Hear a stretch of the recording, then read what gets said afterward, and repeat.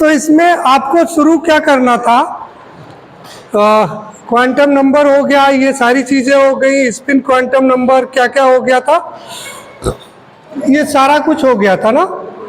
ये मैंने आपको लास्ट क्लास में पढ़ाया था, राइट। ये सारा कुछ हो गया था, बोलो अरे हाँ या ना। अब क्या करना है आपको, इलेक्ट्रॉनिक कॉन्फ़िगरेशन आपको पढ़ना है।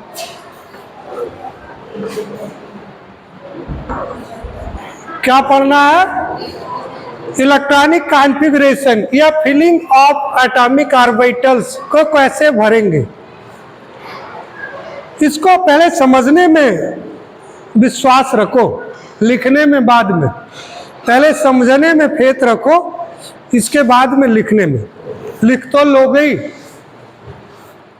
यहां पर क्या मैंने बताया, देखो दो चीजें लिखी है।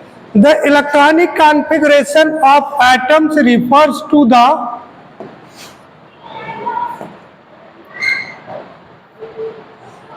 ठीक है, क्या कहता था, electronic configuration of atoms refers the distribution of electrons in the different orbitals of an atom.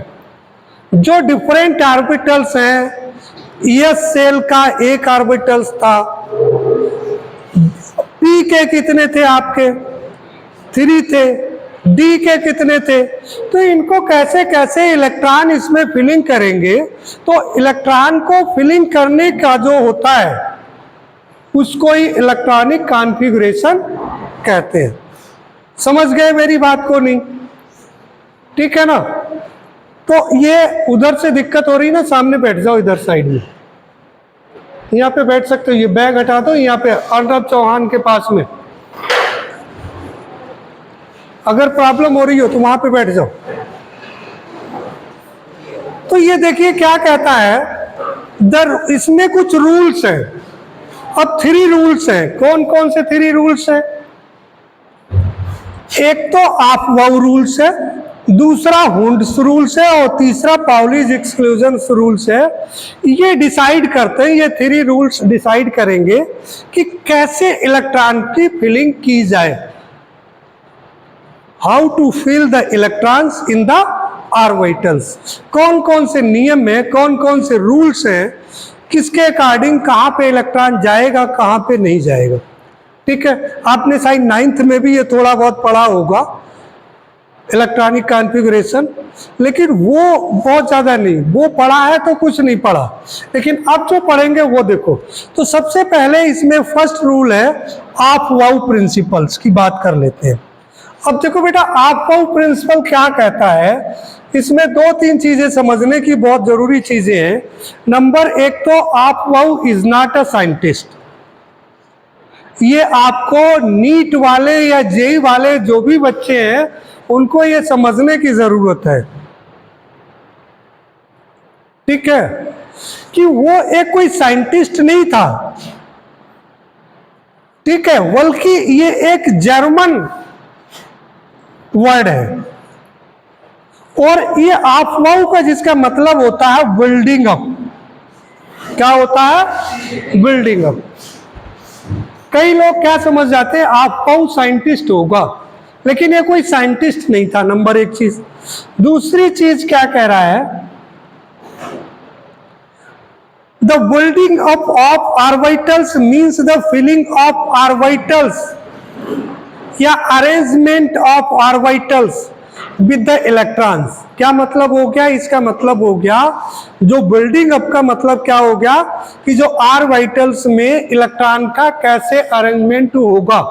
Suppose कर लीजिए आपके घर में कितने रूम्स हैं, मान लीजिए 5 रूम्स हैं।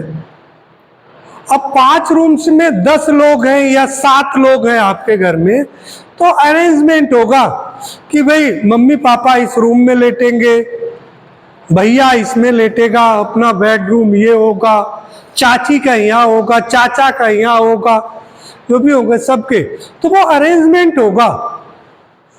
राइट, मेरी बात समझ रहे हो। सेम टाइप से इलेक्ट्रॉन्स का भी अरेंजमेंट होता है, ठीक है। या फिर इलेक्ट्रॉन से उनका फिलिंग कैसे होगी वो चीजें होगी। इंक्रीजिंग एनर्जी ऑन, ठीक है। तो देखो क्या होगा यहां पर, ये चीज कहां से लिख ली, ये कहां से आ गया, ये समझ में नहीं आया।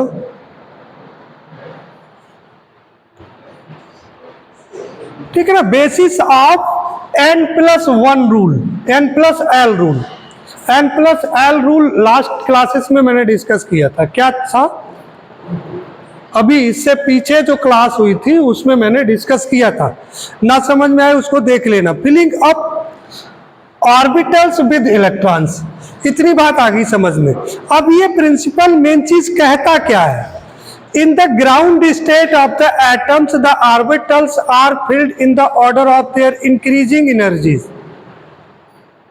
उनकी एनर्जी जैसे जैसे बढ़ती जाएगी। पहला इलेक्ट्रॉन आया वो लो एनर्जी में गया, दूसरा आया फिर वो उससे ज्यादा एनर्जी लेवल में गया, फिर नेक्स्ट आया उससे ज्यादा एनर्जी लेवल में गया, तो वो एनर्जी लेवल के इंक्रीजिंग ऑर्डर में जाएगा।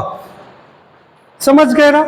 तो ये इतना सा यहां पर आपका नियम कहता है, ये क्या कहता है कि ये कैसे भरे जाएंगे, orbitals are filled in the order of their increasing in energies, केवल इतना सा है ये,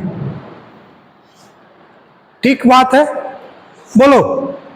और इसमें ऑर्डर क्या दिया है, 1s 2s 2p 3s 3p 4s 3d, ये शायद आपको समझ में नहीं आएगा। The following order of energies of the orbitals is extremely useful, ये है, ये आपको समझ में नहीं आएगा।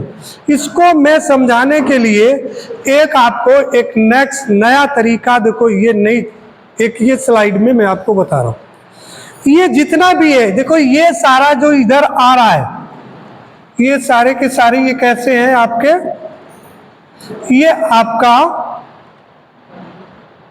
एन जो है नीचे इंक्रीज हो रहा है,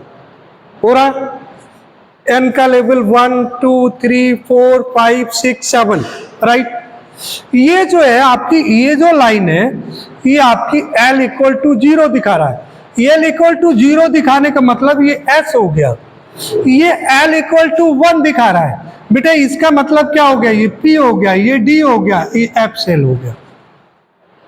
अब इलेक्ट्रॉन जाएगा कैसे, सबसे पहले इलेक्ट्रॉन कहां जाएगा, ये जाएगा, इसके बाद में फिर घूम के आएगा तो 2s में जाएगा, 2s के बाद में कहां जाएगा, 2p में जाएगा, 2p के बाद में फिर 3s में जाएगा, 3s के बाद में 3p में जाएगा, और 3p के बाद में 4s में पहले जाएगा, इसके बाद में 3d में जाएगा।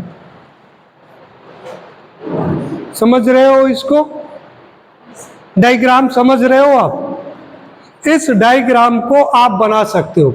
इसको ऐसे नहीं तो आप इसको ये आप न खींचो इसमें, तो केवल इसी टाइप से आप बना लो, ये चीज को हटा दो, ये इतनी चीज को ऐसे जो है ना इसको हटा दो, ठीक है। आप तो केवल 1s लिख लो, और इसमें फिर आप ऐसे करके खींच लो, दूसरा आप ऐसे खींच लो, तीसरा आप ऐसे खींच लो, चौथा आप ऐसे खींच लो, पांचवा फिर आप ऐसे खींच लो, फिर नेक्स्ट ऐसे खींच लो, ठीक है ना, इस टाइप से खींच लो, जो जाता जाएगा इस टाइप से आप बनाना सीख लो, इस टाइप से बना लो, ठीक है ना। तो आपको समझ में आएगा कि कहां से कहां कैसे गया, राइट। इस डायग्राम को this is given in your book also, ये डायग्राम आपकी बुक में भी है, वहां से भी आप कर सकते हो। मुझे कुछ दुखी लग रही हो आप, नहीं हो, अच्छा ठीक, समझ गए बेटा, हाँ या ना, क्या इस टॉपिक को आप समझ गए, बोलो, ठीक। आगे अब सेकेंड रूल है बेटा, ये कौन सा है, सेकेंड रूल्स है ये, Hund's rule of maximum multiplicity.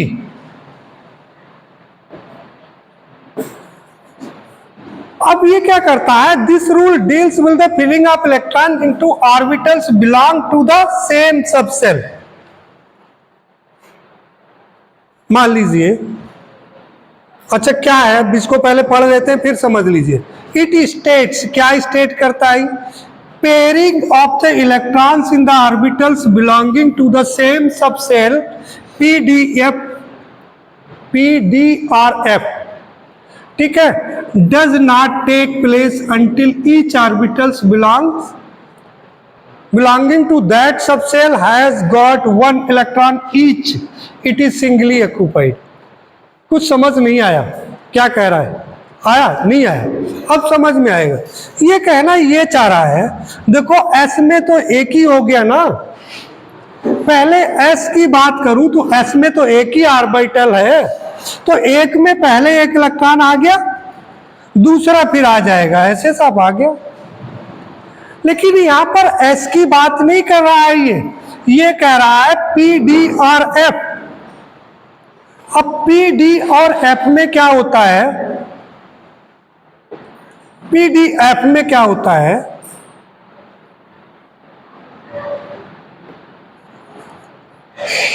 अब P, D, F में कैसे होगा, देखिए P है, अब P ऑर्बिटल में बेटा क्या होगा, इसमें आपके 3 ऑर्बिटल्स होंगे, P सबसेल में कितने होंगे, 3, 1 2 3, PX, PY, PZ। अरे बात समझ रहे हो, नहीं ना समझ रहे, आ गया, ठीक आ गया तो ठीक है।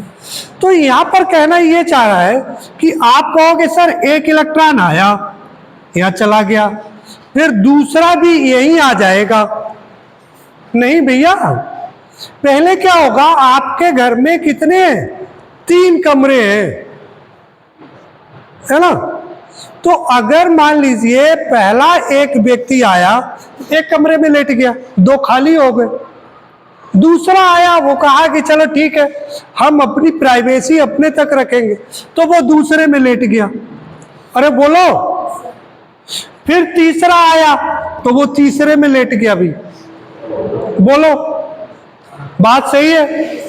अब इसके बाद में फिर चौथा भी आ गया, तो बोले अब भाई पेयरिंग कर लो, भाई अब किसके पास, बोले यहां लेट जाओ, अब नेक्स्ट आया तो बोले यहां हो जाओ, और नेक्स्ट आया तो यहां हो गया।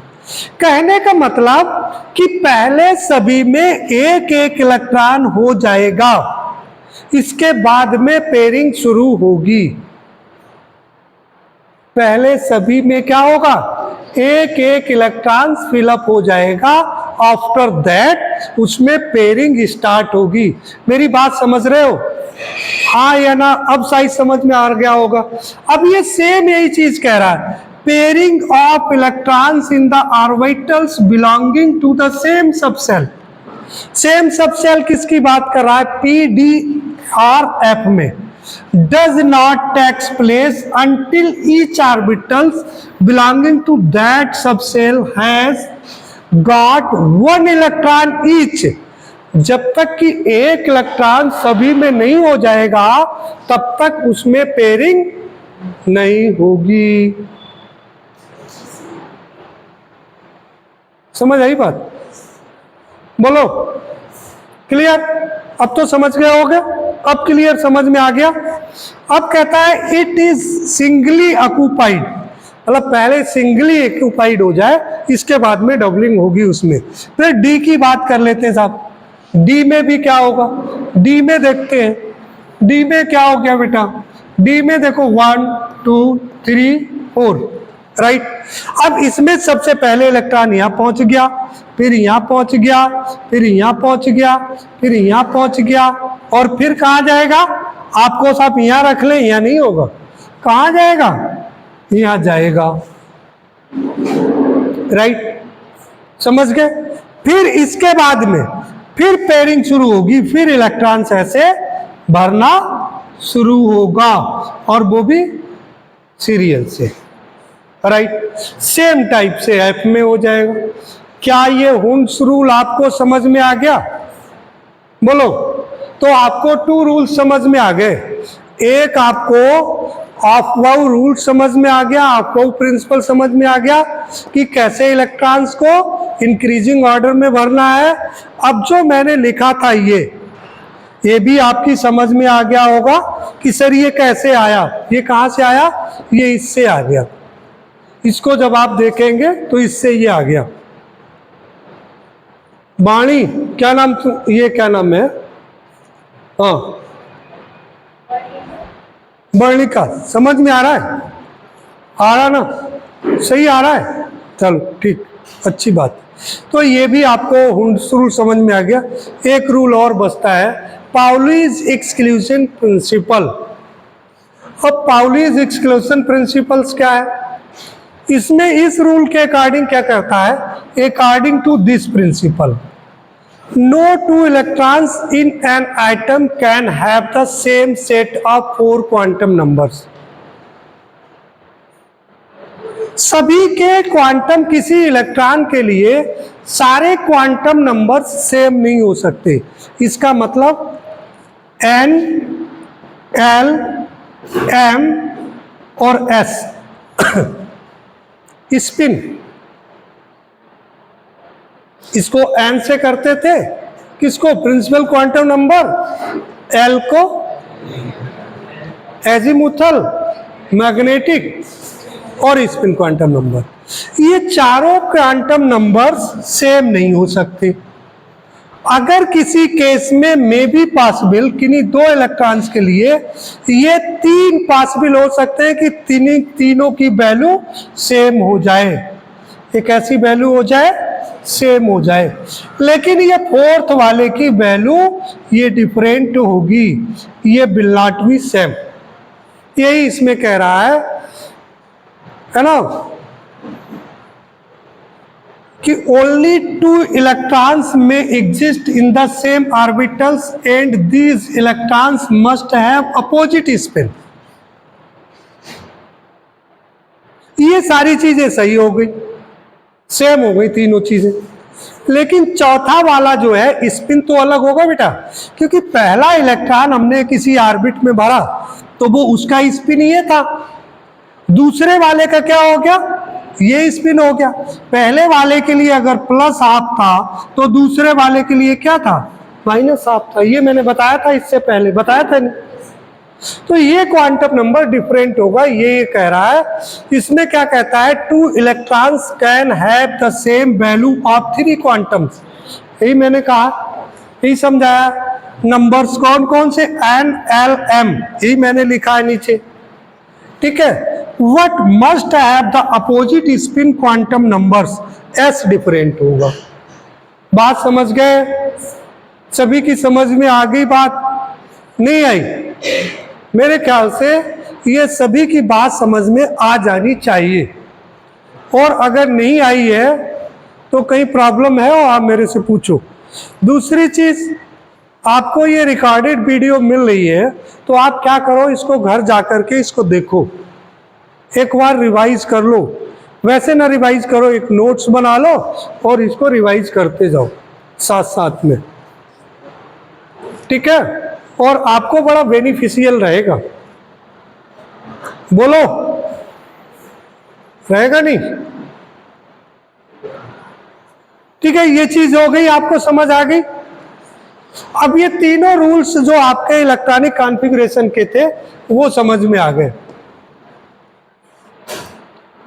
नेक्स्ट टॉपिक और है, आज मैं इसको फिनिश ही करूंगा, पूरा ही फिनिश करूंगा। अब stability of completely filled and half filled सब सेल। कुछ ऐसे होते हैं कि जो स्टेबिलिटी ऑफ, अभी इलेक्ट्रॉनिक कॉन्फ़िगरेशन में लिखने की बात करूं, कोई एग्जांपल्स अगर आपको मैं लिखने की बात करूं, तो अगर कोई एग्जांपल अगर आप लेंगे इलेक्ट्रॉनिक कॉन्फ़िगरेशन का, तो मान लीजिए कॉपर का ले लिया आपने, कॉपर का। एक मैं यहां पर देता हूं पहले एक एग्जांपल, Cu। अच्छा, कॉपर का एटॉमिक नंबर कितना होता है, क्या कोई बता पाएगा? कॉपर का एटॉमिक नंबर कितना होता है, बोलो। कितना होता है? 29। ठीक है, 29 हो गया। अब 29 इलेक्ट्रॉन्स आपको फिल करने हैं। अब बताओ जरा, एक बार फिल करके देखते हैं। 1s2 हो जाएगा। हमारे पास 29 थे, 27 इलेक्ट्रॉन बचे। इसके बाद में कहा जाएगा 2s2। ये इलेक्ट्रॉनिक कॉन्फ़िगरेशन लिख रहे हैं इसका। इलेक्ट्रॉनिक कॉन्फ़िगरेशन ऐसे लिखा जाएगा इसका। ठीक है, तो 1s2 हो गया, 2s2। 2s का मतलब ये सेकेंड ऑर्बिट वाला हो गया, समझ गया ना। अब इसके बाद में इलेक्ट्रॉन कहाँ जाएगा? 2p6। 10 इलेक्ट्रॉन हमारे यूज हो गए।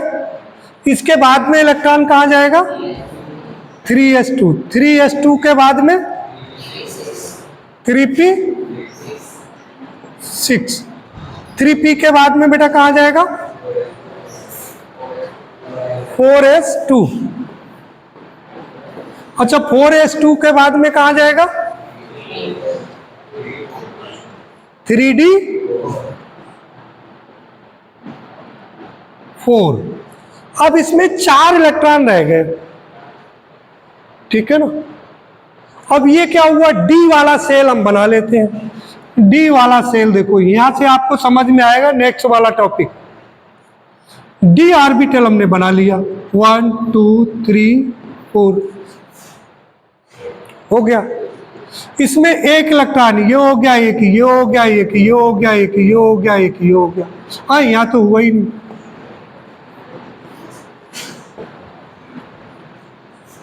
अरे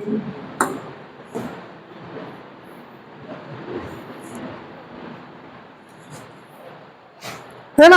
अब ये बेटा कैसा है? ये फुल फील्ड नहीं है, हाफ फील्ड नहीं। एक इलेक्ट्रॉन और मिल जाए इसको ना तो हाफ फील्ड हो जाएगा। ठीक है, क्या हो जाएगा? हाफ फील्ड हो जाएगा। तो ये वाला इलेक्ट्रॉनिक कॉन्फ़िगरेशन कैसा है? गलत है। सही क्या होगा? सही इसका होगा 1s2 2s2 2p6 3s2 3p6 4s1 और क्या होगा? 3d5। अब 3d में 5 हो गया तो ये इलेक्ट्रॉन कहाँ पहुंच गया? यहाँ हो गया। अब ये कैसा कहलाओगे? हाफ फील्ड होगा। कैसा होगा? हाफ फील्ड, पूरा आधा भर गया। बोलो। अच्छा, ये कॉन्फ़िगरेशन जो इस टाइप के हैं, ये बहुत ज्यादा एग्जाम में पूछे जाते हैं कि इनका इलेक्ट्रॉनिक कॉन्फ़िगरेशन बना दो, या what will be the, MCQ में दे दिए, what will be the correct electronic configuration of the following. Copper का दे दिया उन्होंने, लिख दिया Cu29, और उसका दे दिया इसका सही इलेक्ट्रॉनिक कॉन्फ़िगरेशन क्या होगा। ठीक है, तो इस टाइप से आपको समझ लेना होगा। समझ आ गई भाई? इसको बना लेंगे।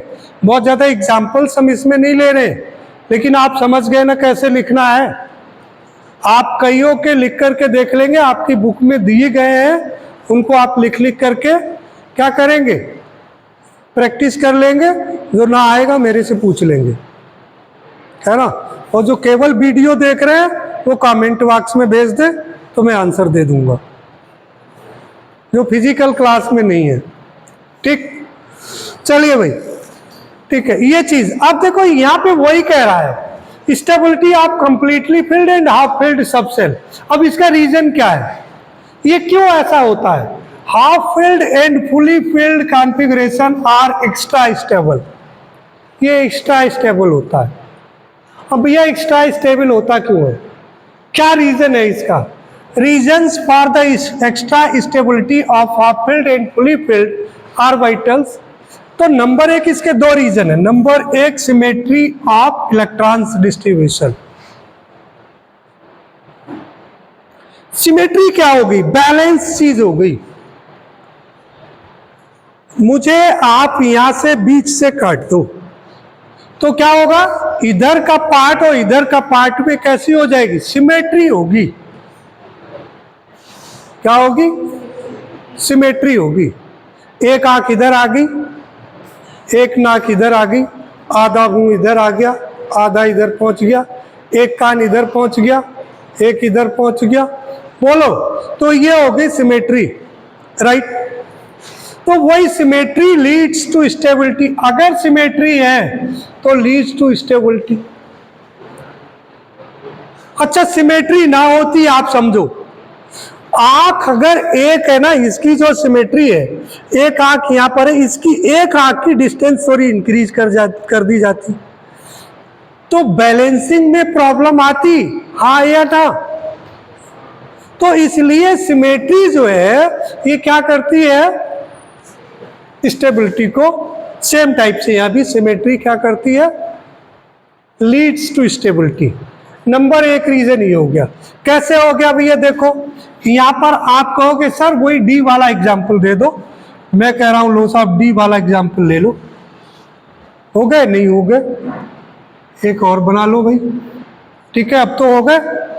तो ये आपका होगा, यहां पर एक इलेक्ट्रॉन पहले यहां पहुंचा, फिर यहां पहुंचा, फिर यहां पहुंचा, फिर यहां पहुंचा। भैया सिमेट्री नहीं बनी बेटा, एक तो खाली रह गया, तो बैलेंसिंग कहां हुई, हुई क्या, नहीं हुई। तो इसलिए एक इलेक्ट्रॉन और आ जाए यहां पर, तो ये इसकी सिमेट्री कंप्लीट हो जाएगी। रीजन समझ गए आप, नहीं समझे, ठीक है, पहला रीजन समझ गए, हाँ या ना, ठीक। अब दूसरा रीजन भी समझ जाओगे। दूसरा रीजन क्या कहता है, एक्सचेंज एनर्जी। अब एक्सचेंज एनर्जी कैसी होती है, electrons of D generated orbitals, ये भैया डी ऑर्बिटल है, डी ऑर्बिटल है, ये इसकी एनर्जी, इसकी एनर्जी, इसकी एनर्जी, इसकी और इनकी सभी की सेम होगी, अरे हाँ या ना। तो इसको मैंने पढ़ाया था पहले अभी लास्ट क्लासेस में कि इनको ऐसे जिन ऑर्बिटल्स की एनर्जी सेम होती है तो उनको क्या कहते हैं, डीजनरेटेड ऑर्बिटल्स कहते हैं। तो अगर इस केस में डीजनरेटेड में क्या होता है, कैन चेंज एनर्जी, तो वो एनर्जी चेंज कर सकते हैं। इसका मतलब क्या हुआ कि ये इलेक्ट्रॉन यहां जा सकता है, ठीक है ना, यहां जा सकता है, यहां जा सकता है, यहां जा सकता है। पहले वाला इलेक्ट्रॉन यहां चेंज हो सकता है, यहां भी चेंज हो सकता है, और यहां से यहां भी चेंज हो सकता है, और यहां से यहां भी चेंज हो सकता है। कितने चेंज हुए, 4 एक्सचेंज हुए। कितने बेटा एक्सचेंज हुए, और जितने एक्सचेंज होंगे उतने ही ज्यादा क्या होगा, स्टेबल होगा, ठीक है, जितने एक्सचेंज होंगे उतने ही ज्यादा स्टेबल है। दूसरा वाला कितना एक्सचेंज कर सकता है, जो इलेक्ट्रॉन यहां पर है वो कितने एक्सचेंज कर सकता है, देखो यहां से यहां गया, यहां से यहां गया, और यहां से यहां गया। ये इसमें कितने एक्सचेंज हुए, सेकंड वाले इलेक्ट्रॉन में, सेकंड वाले ऑर्बिट में कितने एक्सचेंज हुए, 3 एक्सचेंज हुए, ठीक है ना। इसी टाइप से